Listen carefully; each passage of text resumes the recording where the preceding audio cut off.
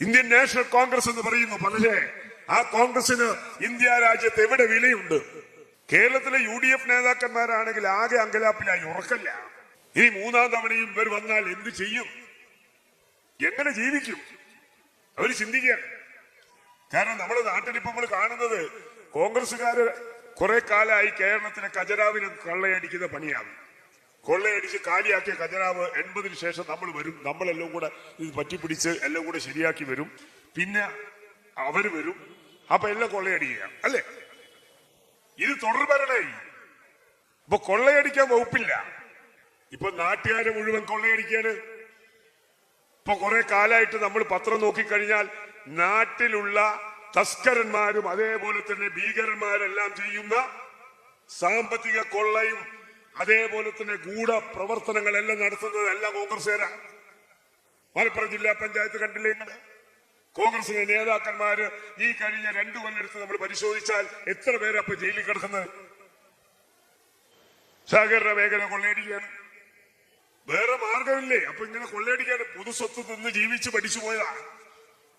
അപ്പൊ ആ രീതിയിൽ അവർക്ക് സംബന്ധിച്ച് ഇനി ഭരണമില്ലെന്ന് പറഞ്ഞാൽ അവരാകെ ഭ്രാന്തളി അവസ്ഥയിൽ നിൽക്കുകയാണ്. അവർ 2014 നരേന്ദ്രമോദിയുടെ മന്ത്രിസഭ രൂപീകരിച്ചപ്പോ ആ മന്ത്രിസഭക്കകത്ത് 1/3 വരുന്നവർ അതിനപ്പുറത്ത് കോൺഗ്രസ് നേതാക്കന്മാരായി.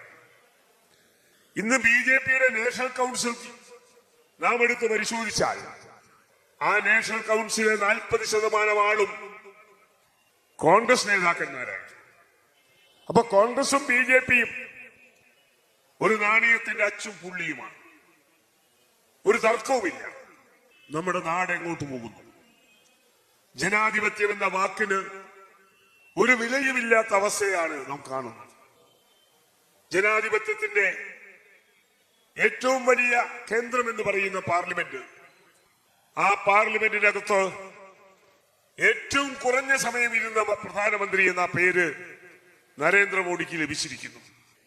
സാധാരണ ഒരു MP ആയാൽ ആ MP ചോദിക്കുന്ന ഏത് ചോദ്യത്തിനും ഉത്തരം പറയാനുള്ള ബാധ്യത ഭരണഘടനാ ജനാധിപത്യത്തിൽ പ്രധാനമന്ത്രിക്കുണ്ട്. ഇന്നേ വരെ ഇപ്പോ കഴിഞ്ഞ 3-4 വർഷമായി ഒരു ചോദ്യത്തിന് മറുപടി ഇന്ത്യൻ പ്രധാനമന്ത്രി പറയാറുണ്ടോ? അമിത്ഷാ പറയാറുണ്ടോ? അപ്പം പാർലമെന്റ് എന്താ? പാർലമെന്റിൽ ഒരു കാര്യവുമില്ല. കാരണം നിങ്ങൾ അവിടെ നിന്ന് പറഞ്ഞു ഞങ്ങൾ ചെയ്യേണ്ടത് ഇവിടെ ചെയ്യും. ഇവിടെ എന്താ ചെയ്യുന്നത്? ഇവിടെ ചെയ്യുന്നത് അങ്ങ് അമേരിക്കയിൽ നിന്ന് തീരുമാനിക്കുന്ന കോർപ്പറേറ്റ് സമൂഹം തയ്യാറാക്കി കൊടുക്കുന്ന അജണ്ട നടപ്പിലാക്കുന്ന അവർക്ക് വേണ്ടി വിടുപണി ചെയ്യുന്ന പ്രവർത്തനമാണ് ഇന്ത്യൻ ഭരണകൂടം ചെയ്തുകൊണ്ടിരിക്കുന്നത്. നമ്മുടെ പ്രധാനമന്ത്രിക്ക് ചില കാര്യങ്ങളിൽ 1ാം സ്ഥാനമുണ്ട്. എന്താ? ഇന്ത്യൻ പൊതു ഖജനാവിലെ ഏറ്റവും കൂടുതൽ പണം ചെലവാക്കി യാത്ര ചെയ്ത പ്രധാനമന്ത്രി നരേന്ദ്രമോദിയാണ്. 1947 ശേഷമുള്ള എല്ലാ പ്രധാനമന്ത്രിമാരും യാത്ര ചെയ്തതിനേക്കാൾ ഇരട്ടിയിലധികം പണം ചെലവഴിച്ചുകൊണ്ട് ഒരു രാജ്യം ഒരു തവണയല്ല പലതവണ സഞ്ചരിച്ച് വർഷത്തിലെ 365 ദിവസത്തിൽ പകുതിയിലേറെ ദിവസങ്ങളും വിദേശ സന്ദർശനത്തിന് വേണ്ടി പോകുന്ന പ്രധാനമന്ത്രി. വിദേശ സന്ദർശനം എന്ന് പറയുന്നത് പ്രധാനമന്ത്രിയും പ്രധാനമന്ത്രിയുടെ ആഫീസ് ടീമും മാത്രമല്ല പോകുന്നത്. ആരൊക്കെ പോകുന്നത്? അനിൽ അംബാനി, അതേപോലെ ഭരത് ഗ്രൂപ്പ്, അതേപോലെ ടാറ്റയുടെ ബന്ധപ്പെട്ടവരും, അങ്ങനെ ഇന്ത്യയിലെയും വിദേശത്തെയും വൻകിട കോർപ്പറേറ്റുകളും അവരുടെ കുടുംബാംഗങ്ങൾ ഉൾപ്പെടെ ഈ നാട്ടിലെ പൊതു ഖജനാവിന്റെ പണമെടുത്ത് യാത്ര പോയിക്കൊണ്ടിരിക്കുന്ന ഒരു പ്രധാനമന്ത്രിയായി നമ്മുടെ പ്രധാനമന്ത്രി മാറുകയാണ്.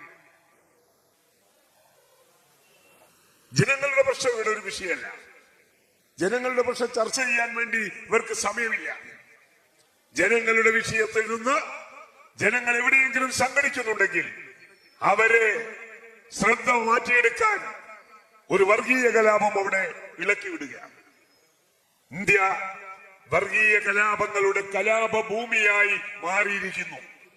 ലോക ജനാധിപത്യം ഒരു സെൻസസ് എടുത്ത് അതിന്റെ കണക്ക് കഴിഞ്ഞ വർഷം ഇന്ത്യ ടുഡേ പുറത്തിറക്കിയപ്പോ ഈ ലോകത്ത് ഏറ്റവും ഭീകരമായ മനുഷ്യനെ പച്ചയോടെ കൊല്ലുന്ന വർഗീയ കലാപങ്ങൾ നടന്ന രാജ്യമായി ഇന്ത്യ രാജ്യം മാറുകയും അതേപോലെ ഏറ്റവും വലിയ മനുഷ്യഹത്യ നടന്ന സെക്കൻഡ് വേൾഡ് വാറിനെയാണ് നാം ചരിത്രം പഠിപ്പിച്ചുകൊണ്ടിരിക്കുന്നത്.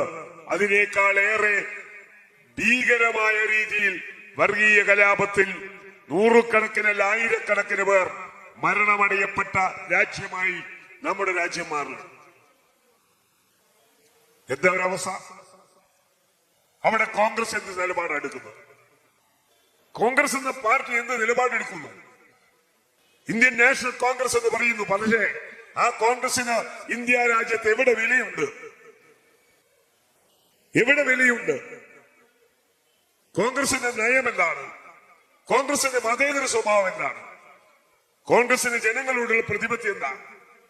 ഈ കേരളത്തിൽ ഇപ്പൊ തെരഞ്ഞെടുപ്പിനെ നേരിടാൻ പോവുക നമ്മൾ. ഇവിടെ നിങ്ങൾ കാണേണ്ടത്, ഉദ്ഘാടകൻ സംസാരിച്ചു. കാരണം നമ്മെ കമ്മ്യൂണിസ്റ്റുകാരെ ഒറ്റതിരിഞ്ഞ് തകർക്കാൻ വേണ്ടി എല്ലാവരും ഉണ്ട്. ഒരു സംശയവും നമുക്ക് വേണ്ട. ആരാ മുമ്പിൽ? അമേരിക്കയാണ്. 959 EMS ഗവൺമെന്റിനെ തകിടമറിക്കാൻ അമേരിക്ക മാത്രമല്ല ബ്രിട്ടനും ഉണ്ടായിരുന്നു എന്ന വസ്തുത ഇപ്പൊ അടുത്ത് പുറത്തു വന്നു, അല്ലേ? നമ്മളിപ്പോ അടുത്ത പത്രത്തിൽ വായിച്ചത് ബ്രിട്ടനിലെ എഴുത്തുകാരൻ അതിന്റെ വസ്തുതാപരമായ കണക്കുകൾ അവതരിപ്പിച്ചുകൊണ്ട് ഇറക്കിയ പുസ്തകത്തിനകത്തുനിന്ന് പറഞ്ഞു, അമേരിക്കയുടെ പങ്കാളിത്തം കോൺഗ്രസിന്റെ കോൺഗ്രസ് നേതാവ് തന്നെ എഴുതിയ പുസ്തകത്തിൽ നിന്നാണ് പുറത്തു വന്നത്. നമ്മൾ നേരത്തെ പറഞ്ഞു, പക്ഷെ അതിന്റെ യാഥാർത്ഥ്യ ബോധത്തോടെ അവർ പറയുമ്പോഴാണ് അത് ശരിയാണ് എന്ന് നമുക്ക് തോന്നുക. അപ്പോ അമേരിക്ക ഈ നയം നടപ്പിലാക്കാൻ വേണ്ടി, ഈ ഗ്ലോബലൈസേഷൻ കൾച്ചർ നടപ്പിലാക്കുന്നതിന് തടസ്സമായി നിൽക്കുന്ന ഇടതുപക്ഷ ജനാധിപത്യ മുന്നണിയും കമ്മ്യൂണിസ്റ്റ് പാർട്ടിയും, ആ കമ്മ്യൂണിസ്റ്റ് പാർട്ടി ഈ കൊച്ചു കേരളം 2 തവണ ഭരിച്ച് പൂർത്തിയാക്കുമ്പോ ആ നയത്തിന് ബദലുണ്ടെന്ന് ഈ ലോകത്തിന്റെ മുമ്പിൽ കാണിച്ച ഈ ഭരണത്തെ കുഴിച്ചു മൂടുക എന്നത്, ഈ ഭരണത്തെ ഇനി അധികാരത്തിൽ ഏറ്റാതിരിക്കുക എന്നതിന്റെ ഏറ്റവും വലിയ ചുമതലയായി ഏറ്റെടുത്തത് കോർപ്പറേറ്റ് ആണ്. കോർപ്പറേറ്റിന് ഇവിടെ വന്ന് വേറൊന്നും ചെയ്യാൻ പറ്റില്ല. പക്ഷെ കോർപ്പറേറ്റിന് പണം ചെലവാക്കാം. കോർപ്പറേറ്റുകൾ മീഡിയകളെയെല്ലാം ഇപ്പം തന്നെ വിലക്കെടുത്തിട്ടുണ്ട്. മീഡിയകളെല്ലാം ഇപ്പോഴും ചെയ്തുകൊണ്ടിരിക്കുന്ന കാര്യങ്ങൾ അതാണ്. നമുക്കറിയാം, നമുക്ക് നമ്മുടെ നാവ് മാത്രമേ ഉള്ളൂ എന്ന് കാണും. പിന്നെ ഇവിടെ കേരളത്തിലെ ഈ ഭരണത്തെ തകർക്കാൻ കോൺഗ്രസിനും UDF-നും BJP-ക്കും ഒരേ അഭിപ്രായം, ഒരു തർക്കമില്ല. UDF-മായി BJP-യുമായി UDF രഹസ്യമായി പരസ്യമായി നടത്തിയ വീഴ്ചകൾ നമ്മുടെ മുമ്പിലുണ്ട്. ഇപ്പൊ UDF ഇപ്പൊ നടത്തിക്കൊണ്ടിരിക്കുന്ന ഒരു കാര്യം എന്താ? ജമാഅത്ത് ഇസ്ലാമിയെ കൂടെ കൂട്ടുപിടിക്കുകയാണ്, അല്ലേ? ജമാഅത്ത് ഇസ്ലാമി എന്താണെന്നൊന്നും ഞാൻ പറയുന്നില്ല. ബ്രദർഹുഡിനെ ഉയർത്തി കാണിച്ചുകൊണ്ടിരിക്കുന്ന വർഗീയ സംഘടനയാണ് ജമാഅത്ത് ഇസ്ലാമി. അഫ്ഗാനിസ്ഥാൻ നജീബുള്ളയെ തൂക്കിലേറ്റി താലിബാൻ അധികാരത്തിൽ വന്നപ്പോ അതിന് സിന്ദാബാദ് വിളിച്ചവരാണ് ജമാഅത്ത് ഇസ്ലാമിയും. അതിനനുകൂലമായി എഡിറ്റോറിയൽ എഴുതുകയും അതേപോലെ തന്നെ പ്രധാന വാർത്തയായി താലിബാനെ പുകഴ്ത്തിയിട്ടുള്ള പത്രമാണ് മാധ്യമ പത്രം. ആ ജമാഅത്ത് ഇസ്ലാമിയുടെ മറ്റൊരു മുഖം ഈ കഴിഞ്ഞ പാർലമെന്റ് തെരഞ്ഞെടുപ്പിനകത്ത് CPIM-ന്റെ പ്രതിനിധി തരിഗാമി, ആ തരിഗാമിയെ തോൽപ്പിക്കാൻ BJP-യോടൊപ്പം കൂടി വോട്ട് രേഖപ്പെടുത്തിയ പ്രസ്ഥാനമാണ് ജമാഅത്ത് ഇസ്ലാമി. അവിടെ BJP-യും ജമാഅത്ത് ഇസ്ലാമിയും 2 വർഗീയ സംഘടനകൾ. ആ സംഘടനകളുടെ മുഖ്യ ശത്രു കമ്മ്യൂണിസ്റ്റ് പാർട്ടിയാണ്. അത് കാണുന്നത്, കമ്മ്യൂണിസ്റ്റ് പാർട്ടിയാണ് അവരുടെ ശത്രു. തരിഗാമി എന്നിട്ട് ജയിച്ചു. ആ ജമാഅത്ത് ഇസ്ലാമിയുമായിട്ട് വളരെ പരസ്യമായി മുന്നണി ഉണ്ടാക്കാൻ വേണ്ടിയിട്ടുള്ള എല്ലാ ചർച്ചകളും പൂർത്തീകരിച്ച് ഇന്ത്യൻ യൂണിയൻ മുസ്ലിം ലീഗാണ് അതിന് നേതൃത്വം കൊടുക്കുന്നത്. ഇന്ത്യൻ യൂണിയൻ മുസ്ലിം ലീഗാണ് അതിന് നേതൃത്വം കൊടുക്കുന്നത്. ജമാഅത്ത് ഇസ്ലാമിയുടെ രാഷ്ട്രീയം എന്താ? മതമൗലികവാദമല്ലേ? ഇന്ത്യയുടെ മോചനം ഇസ്ലാമിലൂടെ എന്നല്ല അവർ പ്രചരിപ്പിച്ചുകൊണ്ടിരിക്കുന്നത്. എന്നാൽ ഇന്ത്യ രാജ്യത്ത് മുസ്ലിമീങ്ങൾ കൊന്നൊടുക്കുന്ന സന്ദർഭത്തിൽ പാവപ്പെട്ട മുഹമ്മദ് അഖിലക്ക് ഒരു 500 ഗ്രാം ബീഫ് തന്റെ വീട്ടിലെ ഫ്രിഡ്ജിൽ വെച്ചപ്പോ അവിടെ വന്ന് മുഹമ്മദ് അഖിലക്കിനെയും കുടുംബത്തെയും ഒന്നിച്ച് കൊലപ്പെടുത്തിയ സംഭവം ഉണ്ടായപ്പോ ഈ ജമാഅത്ത് ഇസ്ലാമിക്കാരൻ എവിടെ ഉണ്ടായിരുന്നു?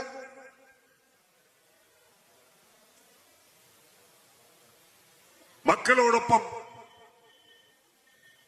നാൽക്കാലികളെ വിറ്റ് അല്ലെങ്കിൽ നാൽക്കാലി കച്ചവടം നടത്തി ജീവിച്ച പഹൽഗാൻ അയാൾ സ്വന്തം മക്കളുടെ മുമ്പിൽ വെച്ച് പഹൽഗാനെ വെട്ടിക്കൊലപ്പെടുത്തിയപ്പോ എവിടെ ഉണ്ടായിരുന്നു?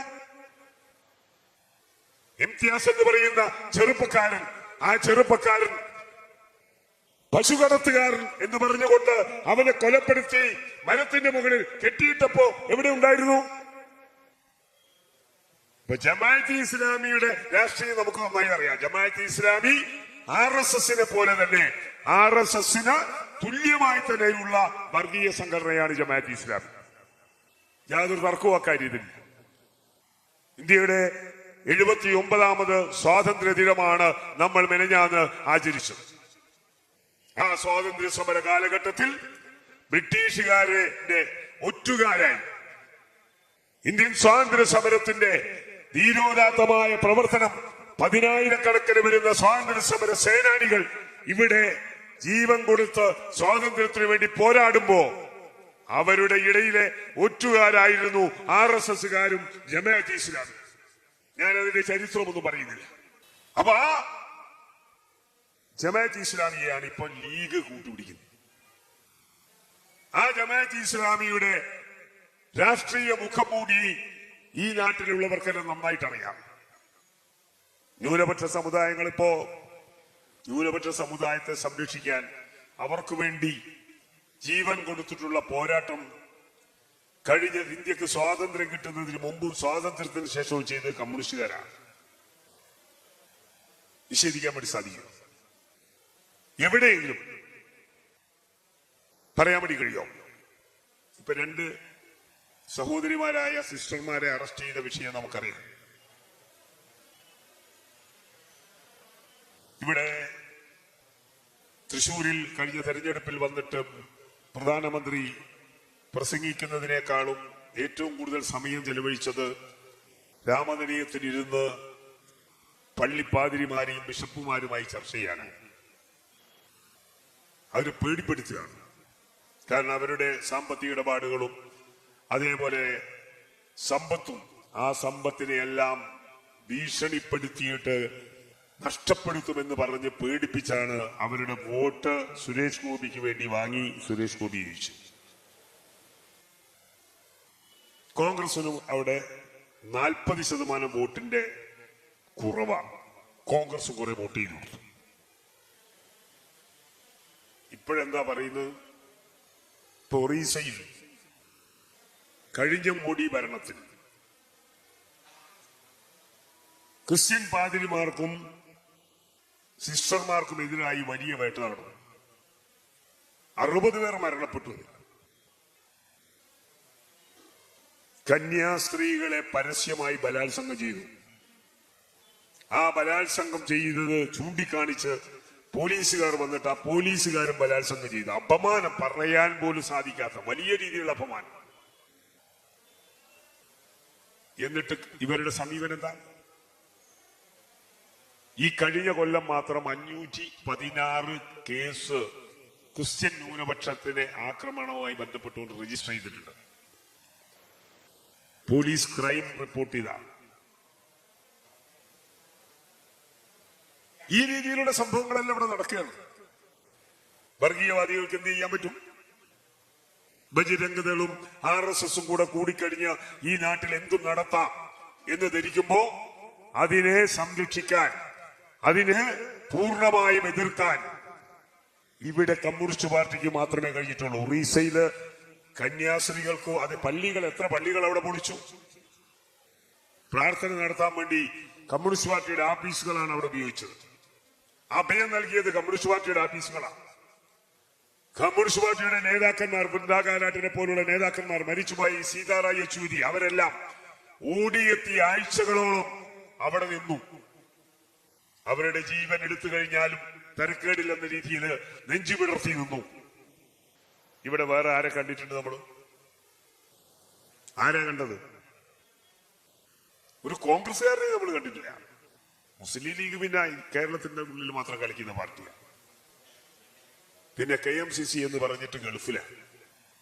അത് പൈസ ഉണ്ടാക്കാനുള്ള പരിപാടി. അപ്പൊ ആ നിലയിലാണ് ഇവിടത്തെ വർഗീയവാദികൾക്കും കോൺഗ്രസിനെല്ലാം ഉള്ളത്. വർഗീയവാദികളെയെല്ലാം കൂട്ടുപിടിച്ച് നമ്മെ എങ്ങനെയെങ്കിലും ഭരണത്തിൽ നിന്ന് താഴെ ഇറക്കണം എന്നത് മാത്രമാണ് അവരുടെ മുമ്പിലുള്ള പ്രശ്നം. ഇനി ഒരു ഭരണമില്ലാതെ ഈ പാർട്ടിക്ക് നിൽക്കാൻ കഴിയില്ല എന്നുള്ള രീതിയിൽ എന്തെല്ലാം കളിയാണ് അവർ കളിച്ചുകൊണ്ടിരിക്കുന്നത്. കൃഷ്ണപിള്ളയെ അനുസ്മരിക്കുമ്പോൾ കൃഷ്ണപിള്ള ദിനത്തിന് പാർട്ടി ബന്ധുക്കളും പാർട്ടി പ്രവർത്തകരുമായ സഖാക്കളോട് പറയാനുള്ളത്, നമ്മൾ ഈ നാടിന്റെ വിരിമാറി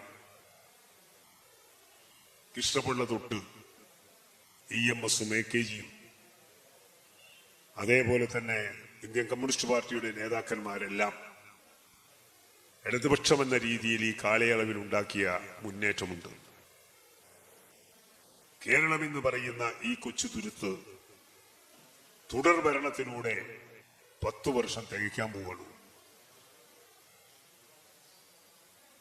ഇന്ത്യൻ ജനാധിപത്യത്തിനല്ല, ലോക ജനാധിപത്യം ഉൽപ്പതിഷ്ണുക്കളായിട്ടുള്ള ഡെഡിക്കേറ്റഡ് ആയിട്ടുള്ള ഭരണാധികാരികൾ കേരളത്തിലെ ഭരണത്തെ പഠിക്കാൻ തയ്യാറാവും.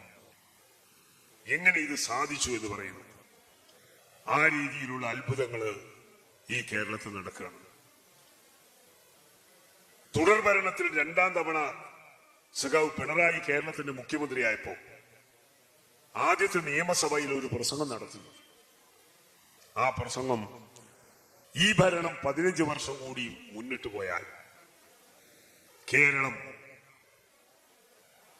ലോകത്തിൽ ഏറ്റവും സൗകര്യങ്ങളോടുകൂടി ജീവിക്കുന്ന വികസിത രാജ്യങ്ങളിലെ ജനങ്ങൾ അനുഭവിക്കുന്നതിനേക്കാൾ ഏറെ സൗകര്യം കേരളത്തിലെ ഓരോ മലയാളി കുടുംബവും നേടിയെടുക്കും. നമ്മുടെ മുഖ്യമന്ത്രിയെ നമുക്കറിയാം. പറയുന്നത് പ്രവർത്തിക്കുകയും പ്രവർത്തിക്കുന്നത് മാത്രം പറയുകയും ചെയ്യുന്ന മുഖ്യമന്ത്രിയാണ്. ആ പ്രസ്താവന വലിയ ഞെട്ടലുണ്ടാക്കിയ പ്രസ്താവനയാണ്. ഡൽഹി പാദുഷമാർക്ക് വലിയ ചൊടിയുണ്ടാക്കി. എങ്ങനെ സാധിച്ചു? കാരണം ഇവർ ഭരിക്കുന്ന ഏതെങ്കിലും ഒരു സ്റ്റേറ്റിലെ മുഖ്യമന്ത്രിക്ക് ഇങ്ങനെ പറയാൻ കഴിയുമോ? ജീവിതത്തിൽ പറയാൻ കഴിയുമോ അവർക്ക്? കേരളത്തിലെ UDF നേതാക്കന്മാരാണെങ്കിൽ ആകെ അങ്കലാപ്പിലായി, ഉറക്കല്ല. ഇനി 3ാം തവണയും ഇവർ വന്നാൽ എന്ത് ചെയ്യും? എങ്ങനെ ജീവിക്കും? അവർ ചിന്തിക്കുകയാണ്. കാരണം നമ്മുടെ നാട്ടിലിപ്പോ നമ്മൾ കാണുന്നത് കോൺഗ്രസുകാര് കുറെ കാലമായി കേരളത്തിലെ ഖജനാവിനെ കൊള്ളയടിക്കുന്ന പണിയാണ്. കൊള്ളയടിച്ച് കാലിയാക്കിയ ഖജനാവ് 80-ന് ശേഷം നമ്മൾ വരും, നമ്മളെല്ലാം കൂടെ ഇത് പറ്റിപ്പിടിച്ച് എല്ലാം കൂടെ ശരിയാക്കി വരും. പിന്നെ അവര് വരും, അപ്പൊ എല്ലാം കൊള്ളയടിക്കുക അല്ലേ? ഇത് തുടർ ഭരണമല്ല. ഇപ്പൊ കൊള്ളയടിക്കാൻ വകുപ്പില്ല. ഇപ്പൊ നാട്ടുകാരെ മുഴുവൻ കൊള്ളയടിക്കാണ്. ഇപ്പൊ കുറെ കാലമായിട്ട് നമ്മൾ പത്രം നോക്കിക്കഴിഞ്ഞാൽ നാട്ടിലുള്ള തസ്കരന്മാരും അതേപോലെ തന്നെ ഭീകരന്മാരെല്ലാം ചെയ്യുന്ന സാമ്പത്തിക കൊള്ളയും അതേപോലെ തന്നെ ഗൂഢപ്രവർത്തനങ്ങളെല്ലാം നടത്തുന്നത് എല്ലാം കോൺഗ്രസുകാരാണ്. മലപ്പുറം ജില്ലാ പഞ്ചായത്ത് കണ്ടില്ലേ നിങ്ങള്? കോൺഗ്രസിലെ നേതാക്കന്മാര് ഈ കഴിഞ്ഞ 2 കൊല്ലെടുത്ത് നമ്മൾ പരിശോധിച്ചാൽ എത്ര പേരാ ഇപ്പൊ ജയിലിൽ കിടക്കുന്നത്? സഹകരണ മേഖല കൊള്ളയടിക്കുകയാണ്. വേറെ മാർഗമില്ലേ? അപ്പൊ ഇങ്ങനെ കൊള്ളയടിക്കാൻ പൊതുസ്വത്ത് നിന്ന് ജീവിച്ച് പഠിച്ചു പോയതാണ്. അപ്പൊ ആ രീതിയിൽ അവർക്ക് സംബന്ധിച്ച് ഇനി ഭരണമില്ലെന്ന് പറഞ്ഞാൽ അവരാകെ ഭ്രാന്തളി അവസ്ഥയിൽ നിൽക്കുകയാണ് അവർ. അപ്പൊ ആ നിലയായി നിങ്ങൾ കാണേണ്ടത് വളരെ കൃത്യമായി കുടില് തൊട്ട് കൊട്ടാരം വരെയുള്ള എല്ലാ വീടുകളിലും ഈ ഭരണത്തിന്റെ സൗകര്യം കിട്ടാത്ത ഒരു വീടുമില്ല. ഈ ഭരണം ജനങ്ങൾക്ക് വേണ്ടി അഴിമതി എന്ന് ആരോപിക്കാൻ ഒരാൾക്ക് പോലും നമ്മുടെ മന്ത്രിമാരെ സംബന്ധിച്ചോ ഈ ഭരണത്തെ സംബന്ധിച്ചോ ഒരു അക്ഷരം മിണ്ടാൻ ആർക്കും സാധിച്ചിട്ടില്ല. കാരണം അഴിമതി ഭരണതലത്തിൽ അവസാനിപ്പിച്ചുവെന്ന് രണ്ട് കൈയും ഉയർത്തി പറയാൻ നമുക്ക് എല്ലാവർക്കും സാധിക്കും. ഉദ്യോഗസ്ഥ തലത്തെ അഴിമതി മാർക്സ് തന്നെ പറഞ്ഞിട്ടുണ്ടെന്ന സോഷ്യലിസത്തിന്റെ അവസാന ഘട്ടത്തിലെ അത് മാറുന്നു.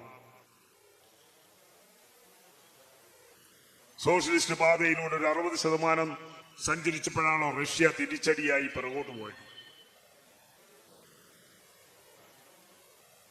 അപ്പൊ ആ നിലയിൽ എല്ലാ മേഖലകളിലും പൊതുവിദ്യാഭ്യാസത്തിന്റെ മേഖല,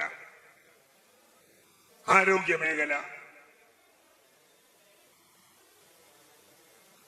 ജോലി കൊടുക്കുന്ന കാര്യത്തില് പബ്ലിക് സർവീസ് കമ്മീഷൻ കേന്ദ്ര ഗവൺമെന്റ് ലക്ഷക്കണക്കിന് ഒഴിവ് കിടക്കുക. കോൺഗ്രസിന്റെ കാലത്ത് കേന്ദ്ര UPSC സെൻട്രൽ ഗവൺമെന്റിന്റെ PSC അതിലൂടെ നിയമന നിരോധനം കൊണ്ടുവന്നിട്ട് കൊല്ലത്രായി. ഇന്ത്യൻ റെയിൽവേയിൽ ലക്ഷക്കണക്കിന് ഒഴിവുണ്ട്. റെയിൽവേ വിറ്റ് കാശാക്കി കഴിഞ്ഞപ്പോ BSNL കൂട്ടിക്കൊണ്ടിരിക്കുക, പിരിച്ചുവിടുകയാണ് ആളെ. ഇന്ത്യയിലെ പൊതുമേഖലാ സ്ഥാപനങ്ങളിലെല്ലാം കരാർ ജീവനക്കാർ ജോലി ചെയ്യാൻ. എന്തിനേറെ പറയണം, ഇന്ത്യയുടെ സൈനിക പട്ടാളത്തിൽ പോലും അവിടെ പോലും BJP RSSകാരെ തിരികെ കയറ്റാൻ കരാർ ജീവനക്കാരെ നിയമിക്കുന്ന പ്രക്രിയ നമ്മുടെ രാജ്യത്തിന്റെ സുരക്ഷിതത്വത്തിന് പോലും ബാധിക്കുന്ന രീതിയിലാണ് BJPയുടെ തൊഴിൽ നയം. അതാണ്. എന്നാൽ കേരളത്തിലെ പബ്ലിക് സർവീസ് കമ്മീഷൻ ചരിത്രപരം. സൗത്ത് ഇന്ത്യയിലെ തമിഴ്നാടും കർണാടകയും തെലങ്കാനയും ആന്ധ്രയും ഈ സ്റ്റേറ്റുകളിലെല്ലാം അവിടുത്തെ PSC നിയമിച്ചതിനേക്കാളും ഏറെ പബ്ലിക് സർവീസ് കമ്മീഷനിലൂടെ നിയമനം നടത്തിയ ഗവൺമെന്റാണ് ഈ ഗവൺമെന്റ്. എല്ലാ നിലയിലും എല്ലാ മേഖലകളിലും അത്തരത്തിലുള്ള സൗകര്യങ്ങൾ ചെയ്തു കൊടുത്ത ഗവൺമെന്റാണ്. അപ്പൊ ഈ ഗവൺമെന്റിനെ തകിടം മറിക്കാൻ വേണ്ടിയിട്ടുള്ള പ്രവർത്തനത്തെ അതിശക്തമായി നേരിടാൻ വേണ്ടി നമുക്ക് സാധിക്കണം. നമ്മൾ ഒരിക്കലും മാധ്യമങ്ങളുടെയും അതേപോലെ മീഡിയകളുടെയും തണലിൽ വളർന്നിട്ടുള്ള പ്രസ്ഥാനമല്ല കമ്മ്യൂണിസ്റ്റ് പ്രസ്ഥാനം. എല്ലാ കാലത്തും സഖാവ് കൃഷ്ണപിള്ളയുടെ പാർട്ടി ഒഴുക്കിനെതിരെ നീന്തി, തെറ്റിനെതിരെ നീന്തി, സാമൂഹ്യ നീതിക്ക് വേണ്ടി പോരാട്ടം നടത്തിക്കൊണ്ട് ഈ നാടിനെ ഇന്ന് ജനങ്ങൾ ജീവിക്കുന്ന രീതിയിലേക്ക് ഉയർത്തിക്കൊണ്ടുവന്ന പ്രസ്ഥാനമാണ് കമ്മ്യൂണിസ്റ്റ് പ്രസ്ഥാനം. ആ കമ്മ്യൂണിസ്റ്റ് പ്രസ്ഥാനം മനസ്സിലാക്കേണ്ടത് ഇനിയും ഈ കൊള്ളക്കാരുടെ കയ്യിൽ ഈ നാടിന്റെ ഭരണം ഏൽപ്പിക്കാൻ പാടില്ല. അവിടെ നമ്മളും നമ്മുടെ കുടുംബാംഗങ്ങളും അതിനെ പ്രതിരോധിക്കാൻ വേണ്ടിയിട്ടുള്ള പ്രചാരകരായി മാറാൻ നമുക്ക് സാധിക്കണം. അതിന്റെ പ്രതിജ്ഞയാണ് കൃഷ്ണപിള്ള ദിനത്തിൽ നാം എടുക്കേണ്ടത്. നമ്മൾ മാത്രമാണ് നമ്മെ സംരക്ഷിക്കാനുള്ളതെന്ന വിശ്വാസത്തോടെ ഈ നാടിന്റെ വിരിമാറിൽ ഈ അവകാശബോധത്തോടെ ഇന്ന് നമ്മുടെ രാജ്യത്തെ മറ്റേത് സ്റ്റേറ്റുകളെക്കാളും അഭിമാനത്തോടെ ജീവിക്കുന്ന മലയാളികൾ ഈ നവംബർ 1 കേരളപ്പിറവി ദിനം അതിദരിദ്രരില്ലാത്ത സംസ്ഥാനമായി, വിശപ്പുരഹിത കേരളമായി കേരളം പ്രഖ്യാപിക്കാൻ പോകുമ്പോ നമുക്ക് അഭിമാനത്തോടെ പറയാൻ വേണ്ടി കഴിയണം. ഈ നാട്ടിലെ സാധാരണക്കാരായ മുഴുവൻ തൊഴിലാളികളോടും അതേപോലെ തന്നെ കർഷകരോടും എല്ലാ കുടുംബങ്ങളോടും നമുക്ക് പറയാൻ വേണ്ടി കഴിയണം. ആ നിലയിലുള്ള ഒരു മുന്നേറ്റം വരാൻ വേണ്ടി പോകുന്ന തെരഞ്ഞെടുപ്പിന്റെ മുന്നോടിയായി ഉണ്ടാക്കാൻ വേണ്ടി സാധിക്കണം. തെരഞ്ഞെടുപ്പ് വരുമ്പോ പല രീതിയിലുള്ള പ്രലോഭനങ്ങളും അതേപോലെ കെട്ടിവെച്ച നുണകളും ഈ നാടിന്റെ ഈ വായുവിനെ മലീനസമാക്കിക്കൊണ്ട് വലിയ രീതിയിലുള്ള ഇടപെടലുകൾ വരുമെന്ന് കാണാൻ വേണ്ടി നമുക്ക് കഴിയണം. അതിനെ കൃഷ്ണപിള്ളയുടെ കാലത്ത് കൃഷ്ണപിള്ള ഈ നാടിലെ ജന്മിമാരും അതേപോലെ നാടുവാഴികളും ബ്രിട്ടീഷ് സാമ്രാജ്യവും എല്ലാം ഒന്നിച്ചു നിന്നപ്പോഴും സഖാക്കളെ നാം മുന്നോട്ട് എന്ന് പറഞ്ഞുകൊണ്ട് തൊഴിലാളികളെ സംഘടിപ്പിച്ച കൃഷ്ണപിള്ള, ആ കൃഷ്ണപിള്ളയുടെ പിൻഗാമികളായി വന്നിട്ടുള്ള നമുക്ക് ഏത് രീതിയിലുള്ള എതിർപ്പിനെയും പ്രതിരോധിക്കാനുള്ള പ്രതിരോധ നില ഉണ്ടാക്കാൻ വേണ്ടി നമുക്ക് സാധിക്കണമെന്ന് മാത്രം അഭ്യർത്ഥിച്ചുകൊണ്ട് മുഴുവൻ സഖാക്കളെയും അഭിവാദ്യം ചെയ്തുകൊണ്ട് ഞാൻ എന്റെ വാക്കുകൾ അവസാനിപ്പിക്കുന്നു. അഭിവാദ്യം.